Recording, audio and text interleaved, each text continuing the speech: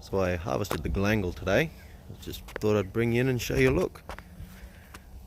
So I was originally thinking it was about 10 months old, but it was actually growing in the original dirt.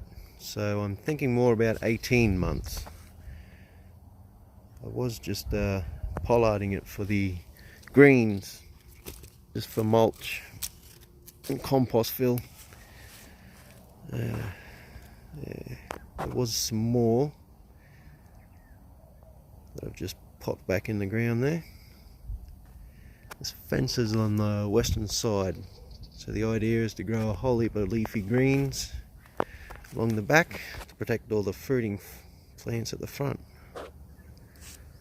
So we've got the ornamental cannas here, got the seeds from my sister's place, the turmeric right down the far end, and I've got some rhizome of the native turmeric hiding in the ground here.